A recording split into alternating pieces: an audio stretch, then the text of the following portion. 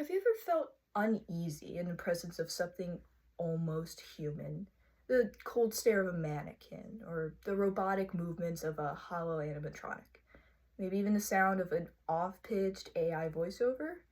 Well, these feelings of fear or uncertainty, when exposed to uncanny phenomena, is a much more common experience than many would think. This deep seated sense of dread isn't just a pet peeve or an overreaction, it's actually a psychological response. Now, what is this uncanny valley experience? Seeing caricature artists draw your friend at a local fair or grossly exaggerated kids' cartoon character is typically humorous and without issue. But what happens when the closer that line of human like attributes nears the actual humans? Think of it like a graph. The top is 100% human, at the bottom is clearly 0% human. As this line goes up, as it nears the human, suddenly a big divot comes, and in that divot is the uncanny valley. As the subject approaches the full 100% man, it plummets. This sudden divot was first coined in 1970 by Masahiro Mori, a decorated robotics professor at the Tokyo Institute of Technology, with him calling the pit the Uncanny Valley. This term would go unnoticed up until its appearance in a 2012 magazine, and in recent years, the term has been tossed around at disturbing images or things of the like.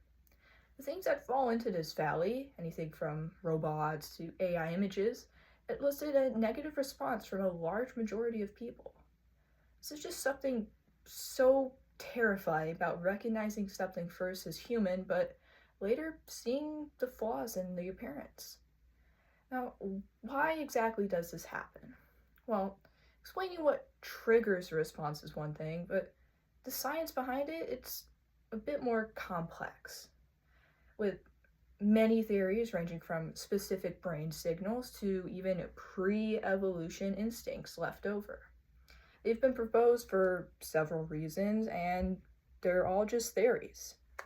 One of the main ones, though, one of the studies led by Astrid Rosendahl von der Putten, 2019, on her study, The Neural Mechanisms for Accepting and Rejecting Artificial Social Partners in the Uncanny Valley, long name, I know, proposes that the evaluation system every person has receives conflicting signals at the unnerving sites. Located in the ventromedial prefrontal cortex, or the value center, the system isn't just for saying who or what to accept or reject, rather its negative response to the valley is sort of a calculation error. That's where these feelings come from. It's not a good or a bad, it's mixed. It should be good, but there's something bad about it. Out of all of these suspected theories, Putin's is one of the most logical and conclusive, though not a definitive answer. It at least provides a foundation for future scientists to build off of it if they so choose. And what is the effect on the world with this? How does this play into life? Sure, it's an interesting concept with all the theories and research, but what does it truly affect besides a bit of discomfort? Well, in the case of certain movies, most notably the 2004 Polar Express, its audience is commonly deterred by the style of near-human animation. I definitely can agree with that. I am a part of that community. There's just something in the eyes not focusing right, or turning a little too quickly or slowly. Just, it's not there. Not to say that everyone also avoids these types of movies or any other uncanny media, but its distasteful reviews stem not just from a preference of the animation style, but from the psychological response.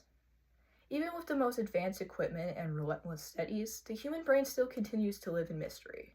So much complex wiring and coding make up our minds, and only one truly knows how to decipher it. The uncanny valley effect is just one of the countless theorized happenings that subconsciously affect us and has in recent times been utilized rather than overlooked. Perhaps one day the true reason will be unearthed, but until then, just know that the fear of the off-putting robot truly has a science behind it.